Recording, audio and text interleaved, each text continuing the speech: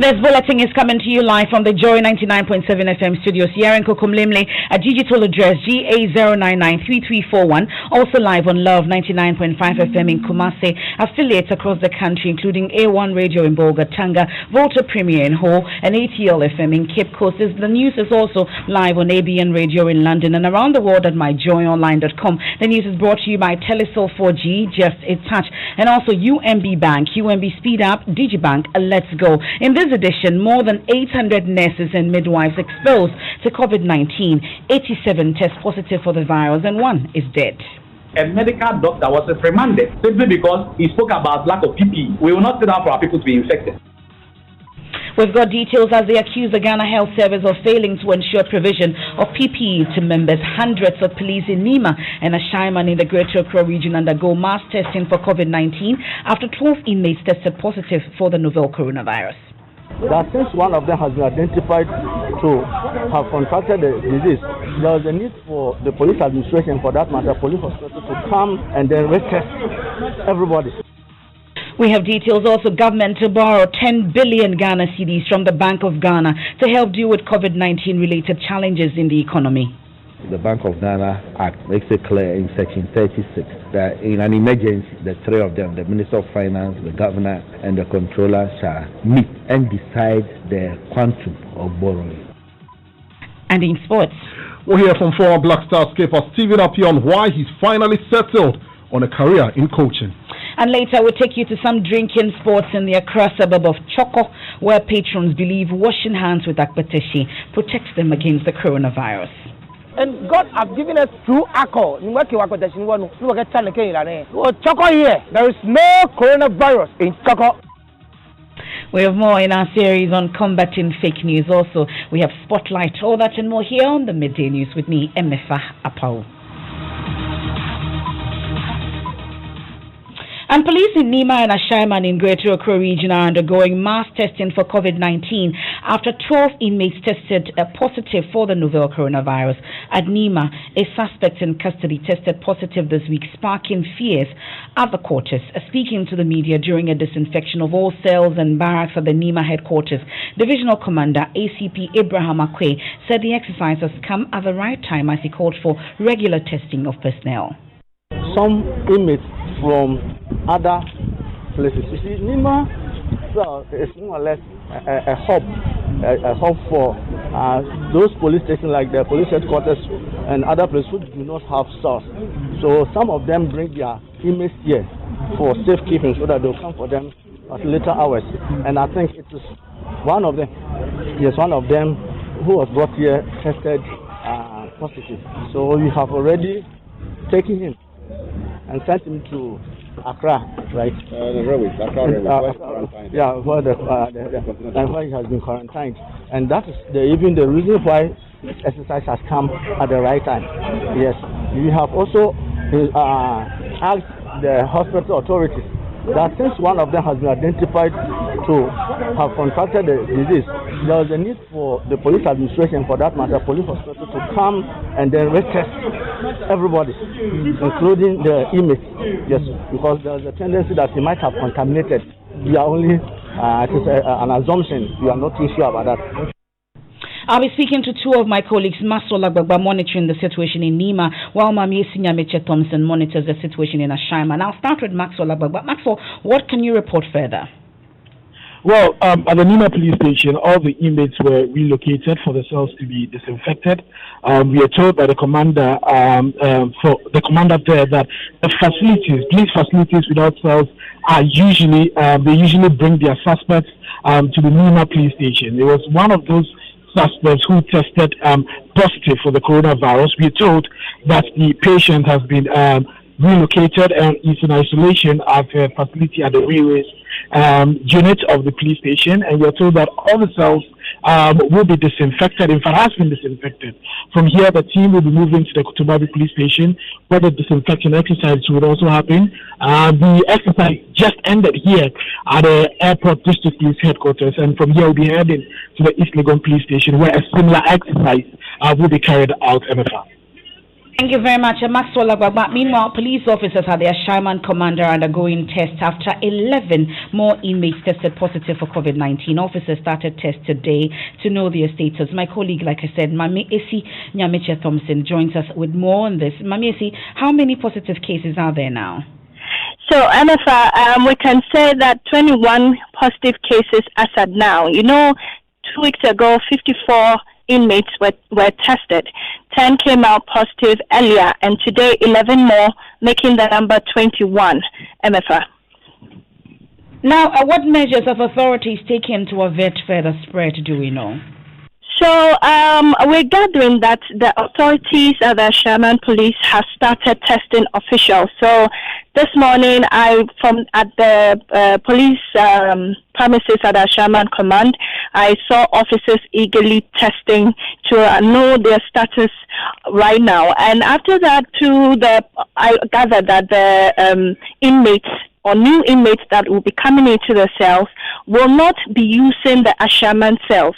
So new inmates are first tested before they are taken into new cells around the Ashaiman Community 22 and Middle East areas and Ashaiman North. And so from now, no new inmates are coming into the Ashaiman cells until all the results coming. So they're still awaiting 33 results, and then they'll know whether all 54 cases that were taken either tested positive or some tested negative. So for now, officials at the Sherman Police Command are testing, but they'll be doing that in batches. As I talk to you now, officials are still undergoing the testing to ascertain their status so that there will not be additional spread. Thank you very much, Mami Esi Nyameche Thompson, for those details. From one professional group to another, the Ghana Registered Nurses and Midwives Association says 87 of its members have contracted COVID-19, with more than 800 of them exposed to the virus. One member has died, and there are fears the situation may get worse. General Secretary of the association, David Tinkranchum, tells Joy News the Ghana Health Service has failed to provide members with adequate PPEs. He spoke to Gifty Andropia on the Pulse. We know that about 820 people have been exposed to the virus, and then out of that, 87 people have tested positive. We have lost one, and 422 also tested negative and they've been discharged home. As I indicated, 8 have recovered, and then 312 have been quarantined and either in self-isolation or whatever. Some of them are in facilities in various parts of the country. This is what we've been talking about all this while. Right from the beginning, we made it clear that the concentration shouldn't be only at the COVID centers. So far, the 87 people that have been infected, 2 were from the COVID centers, or if you like, the designated treatment centers. But the rest of them are all from the periphery. And that's why we kept saying that we should provide the necessary logistics for those at the periphery who are more at risk. I can tell you that it's not like the nurses are not taking good care of themselves. In fact, the figures could have been more than this, but for the way they are trained and all that. The only thing is that they don't have the logistics at the various peripheries to be able to take good care of themselves. The PPEs are something that must have constant supply. It's not like most of them are disposable. You must have constant supply. We have gotten information that nurses and midwives who are given or speaking out about some of these issues are being gagged, and we want to sign a note of caution to any management of any health facility who would dare gag any nurse or any midwife, because we are not here to see to the demise of nurses and midwives. Leadership will not take kindly to it at all. They don't have access to PPEs. And then when they complain, management have the cause to, speak to them in a manner as if, they think that when you report, then you are tarnishing the reputation or the image of the hospital. Meanwhile, the life of the nurse is more important than the reputation of that hospital. True. I have accounts where even a medical doctor was reprimanded simply because he spoke about lack of PPE. We will not sit down for our people to be infected. And because we are not soldiers, it is a soldier who swears an oath to protect the territorial integrity of a country at the expense of his life. We didn't swear any oath to protect the life of people at the expense of our life. We are prepared to fight this infection, but not at the expense of our life. That must be made clear. That's David Tinkranchum. He is the General Secretary of the Ghana Registered Nurses and Midwives Association, speaking to Gift Andropia on the polls. Now, Director General of the Public Health at the Ghana Health Service, Dr. Bedu Sarkodie, says Ghana's daily coronavirus cases are on a decline. He's however worried the rate of decline has been slow. He blames the slow pace on the failure of some Ghanaians to fully adhere to the safety protocols. Speaking at a news conference earlier today, Dr. Sarkodie urged Ghanaians to keep to the measures. The testing indicates that daily number of new cases are coming down. The rate of downward trend is the issue, but then the curve continues to point down. So if it is not coming down sharply, it means that our adherence to the various preventive etiquettes is not as maximum as possible. So the advice is that let's adhere to these containment, prevention and control principles, and if you do this well, you will see a sharp decline of the various daily new cases. Now, Dr. Bedu Sarkodie reviewed previous hotspots of Boase, Tema, and Lower Manya Krobo have recorded no positive cases in recent times. I'm happy to report and provide the update that the 3 new hotspots that spiked cases, being Tema, Lower Manya Krobo, and Obuasi, these were clusters that produced quite a number of new cases that we have had recently, and all these districts did not report any new case within the recent times. Clear indication that the various response actions that have been put in place, trace, we test, isolate, manage the cases, they are providing good results. Director of Public Health at the Ghana Health Service, Dr. Bedu Sarkodie, at a press conference a while ago. He also provided updates on a number of cases as at May 26, 2020, adding that Bono region is the newest to record a case. Now, let's get into the regions, and we start off from the Volta region, where the regional minister, Dr. Archibald Lecha, has directed metropolitan, municipal, and district assemblies to strictly enforce wearing of face masks as coronavirus case hit 59 there. And these tax are going to the whole central market. And we just appealing to the market women to wash their hands. They should use sanitizers. They should observe social distancing and make sure they are all in their masks. It will be no mask, no entry to the market. And that one, you don't want to go to the market.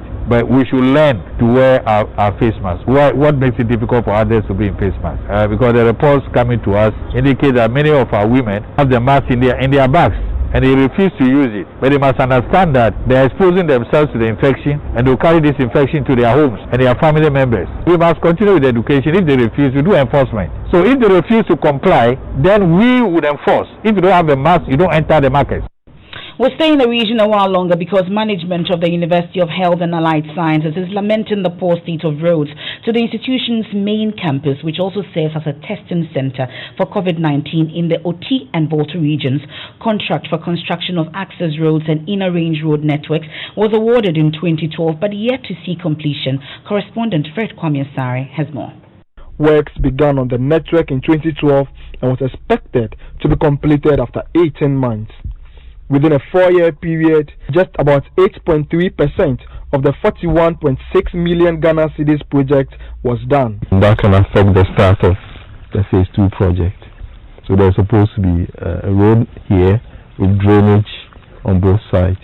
Following the emergence of the coronavirus in Ghana, UHAS was certified to test suspected samples to diagnose COVID-19. Drivers who transport suspected coronavirus samples to the lab narrate the ordeal they go through. Sometimes they carry out the bus will open by itself because of the road. How many minutes does it take you to get here? No, like 15 minutes, but if the road is good, I think I'll use 5 minutes from the town to the campus here. The Vice Chancellor of the University of Health and Allied Sciences, Professor John Japon, laments failure to put the road in shape to jeopardize efforts in achieving the objectives of the university. And all the drivers from Volta and OT are complaining when they get into Ho and they have to get onto our campus to deliver the samples. It's such a big problem. Fred Kwame Asare, Joy News. Now we can hear from the Volta Regional Minister, Dr. Archibald Lecha, speaking about the poor state of roads. We have the whole bypass that begins from the UHAS roundabout, UHAS junction, through UHAS to Mirage, to Alai, then to Titrino. That's the whole bypass. And we want to tackle it in 3 phases. We want to do the roundabout to Mirage as a first phase, to take it from Mirage to Alai as a second phase, and from Alai to Titrino for the third phase. Within that context, we also want to put in about 5 kilometers of the internal roads of UHAS. The Vice Chancellor is aware of these plans. We've discussed it severally, and the Department of Urban Roads is working on it. So we will be updated as soon as the details are available. That's the Volta Regional Minister, Dr. Archibald Lecha. From the Volta region, let me take you to the Western region, which has been described as the new hotspot for COVID-19 because the Takrade Market Circle, together with 4 other major markets there, have been closed down to the public for 1 week. The closure follows a surge in cases there. The Regional Health Directorate puts the number of confirmed figures at 357. Natalia Kwansa is our correspondent. She joins me live. Give us some details or updates on the market closures. Yes, Emefa, so we have 5 major markets, and these have all been closed down to the public. This morning, I have visited all 5, that is Kojo Krom, Takrade Jubilee Market, the Market Circle, Ibrufum also in Takrade, and then the Secondary Market. When you come here, it's totally empty. All shops around have been closed. It is just a few people who are just walking about or loitering about. It does not look like the everyday markets we see in the region.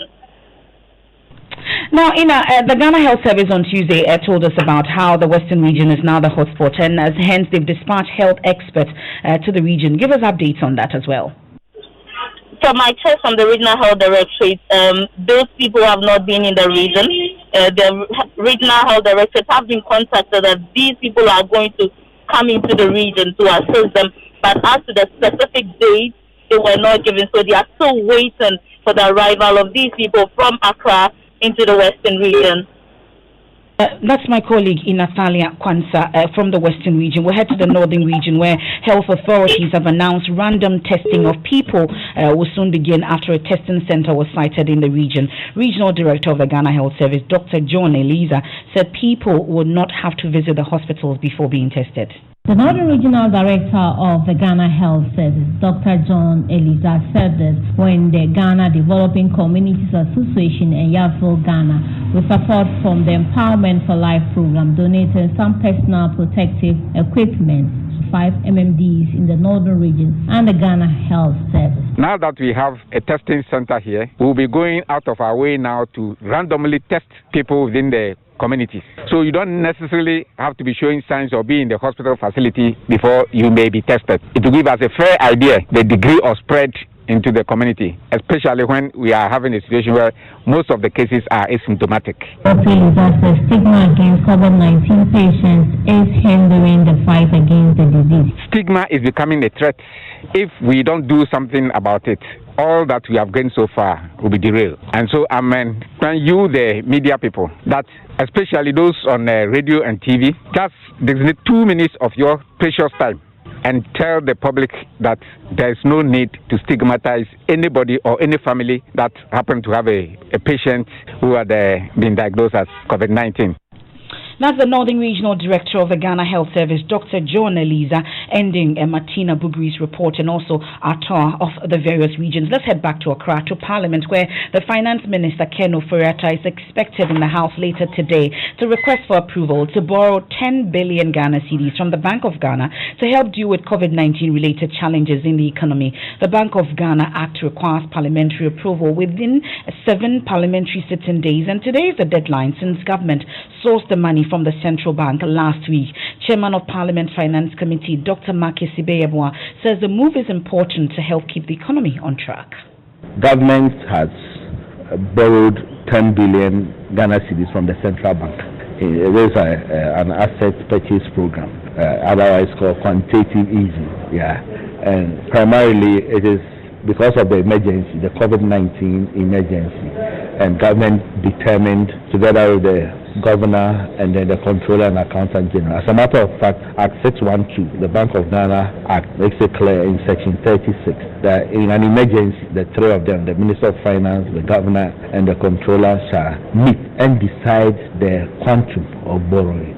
Here they have agreed on 10 billion, and the same law says that within 7 sitting days, the minister shall apprise Parliament of the said borrowing. So today is the 7th day after the occurrence, and the minister will come this afternoon to inform the House accordingly. Will this information contain what the money will be used for in specific terms? In truth, because of the emergency, there is a hole of about 15.6 billion. And you would recall that government borrowed 1 billion from the IMF to sort of fill that hole. Additionally, we got some $100 million from the World Bank. That's the chairman of Parliament Finance Committee, Dr. Marcus Sibeyabua. Parliamentary correspondent Joseph Opoku-Gapo is on hand to give us more details. Joseph, is his friends on the other side, that's Marcus Sibeyabua, is there a pushback from them or he has support on this? And so the minority, led by Kaisel Assefortin, who is their spokesperson on finance, has indicated that they will not back this request when the finance minister shows up on the floor of Parliament eventually. He believes that government should rather focus on cutting down expenditure instead of borrowing additional money, which he says will cause inflation to increase and damage the economy. First of all, let me express my disappointment that I heard as chairman speak and was making reference to advanced countries. These are indeed countries that we can all attest to the fact that they have very low inflation. However, we cannot compare ourselves with them. We know that any time the central bank finances government operations, simply put, is printing of currency. This is hard currency coming into your economy. In effect, it's going to lead into inflation. If you are not careful and look at the quantum that we are talking about, inflation is going to go very high. You are aware of what inflation does. Inflation steals from everyone, including yourself and even every child. To the extent that inflation is going to come into the economy, this government in effect is actually introducing an inflationary tax on us because of their reckless activities. What we are saying is simple. Anytime you confront yourself with financing difficulties, it doesn't mean go to the central bank and borrow. The first point of call in times like this is for you to check your expenditure and reprogram your budget. As a minority spokesperson on finance that force in their interaction with the media, we have more on this definitely in our subsequent bulletins. This is the midday news here on Joy 99.7 FM. Stories covered so far: more than 800 nurses and midwives exposed to COVID-19 and 87 test positive for the virus, and one is dead. We also know that hundreds of police in Nima and Ashaman in the Greater Accra region are undergoing mass testing for COVID-19 after 12 inmates tested positive for the novel coronavirus. We're told now it's come to 21 cases. And later, we'll take you to some drinking sports in the Accra suburb of Choko, where patrons believe drinking and washing hands with akpateshi protects them against the coronavirus. And God has given us true alcohol. Choko here, there is no coronavirus in Choko. Was established in 1972 as the premier bank for the corporate and private sector in Ghana. From our very beginning, as the only Ghanaian bank serving all categories of businesses, we set a standard for excellence and innovation over the past 45 years. We've built a financially healthy and strong bank, demonstrated our commitment to our customers and to growing businesses, and exhibited originality and innovation at every turn. At UMB, our focus is built around people, service, products, and technology. These are the key to our present success and our future triumphs. At UMB, we're poised to make a difference not only with our customers, but also in the banking industry. We invite you to share in our future. Our future starts now with you.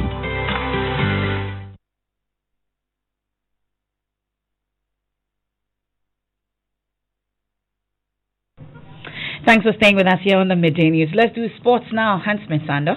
And then, for former Black Stars skipper Stephen Appiah says his recent association with the team in the capacity of a technical coordinator has challenged him to go into coaching. Appiah, who has served in that role for close to 3 years, insists he can be a very good coach. Yeah, it was great. This is something that I've always wished for. I think once all the head coaches, get involved with discussions. I learn a lot from them. They also learn a lot from me, and it's something that is long overdue. We should be doing this most of the time.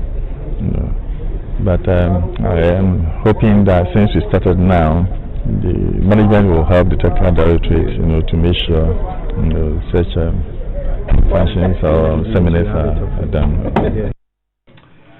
Apologies for that wrong inset there. That was former Black Stars coach Kwesi Appiah speaking now. Stephen Appiah, he has been talking about how he's been motivated to turn to coaching after being attached to the Black Stars as a technical coordinator. When you have to talk about two Appiah. Definitely, yeah. And we need to see what his first assignment will be as a coach. Okay, well, that's sports with Huntsman Sando. Now, the Domestic Violence and Victim Support Unit of the Ghana Police Service in the Western Region is demanding the birth certificate of a 14-year-old girl who was allegedly being defiled before the perpetrators are officially charged. The victim, whose name has been withheld, says she was sexually assaulted for 3 days by 3 young men before being released to go home. Her family says police investigators want them to settle the matter out of court, but the DOFSU in the region says the suspect will be only charged when the certificate authenticating the victim's age is produced. Yes, Western Regional Coordinator of DOFSU, Frank Nana Asmini. It was on Friday they came. After taking our statements whatsoever, we released the child and then the other 2 boys to their parents to produce them on Tuesday.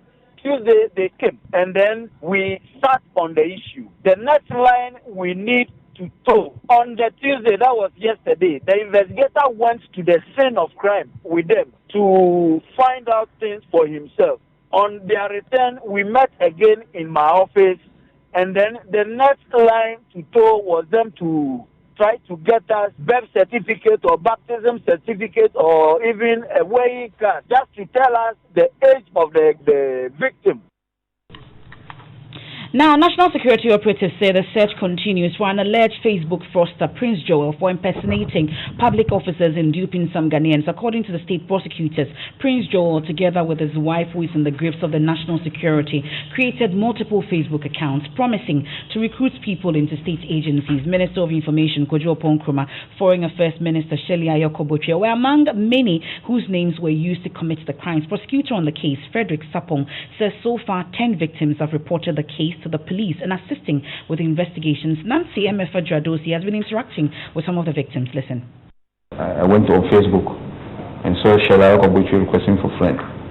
So after I requested, she replied and then asked me, what can I do for you? Then I said, I'm jobless, I need a job. So he said she would. Later on, he gave me a number, a name by Bafo Sekufo, and then he said I should contact him. After contacting Bafo Sekufo, he asked me to pay a series of money, which I did.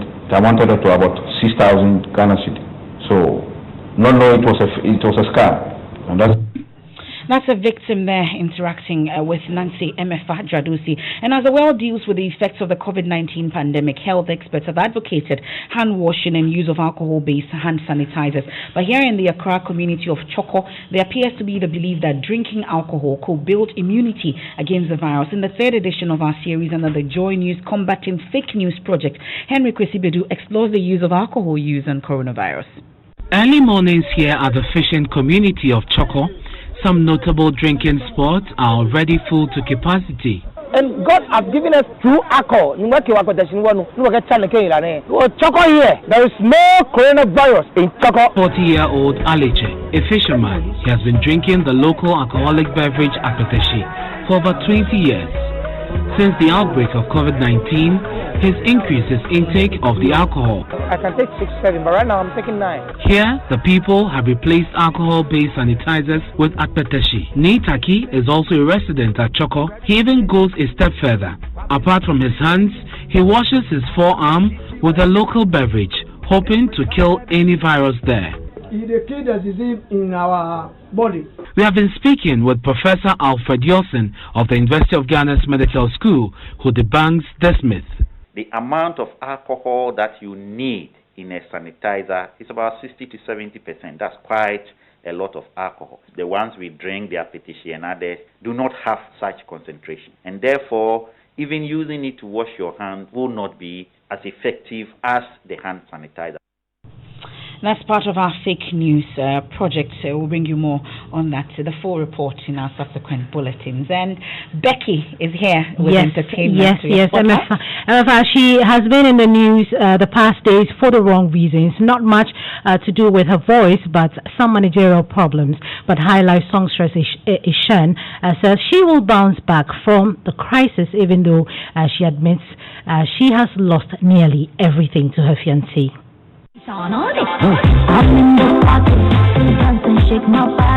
It's been interesting. Roller coaster started 4 years ago. It's been great. There's some ups, some downs, but I would say that it's been good.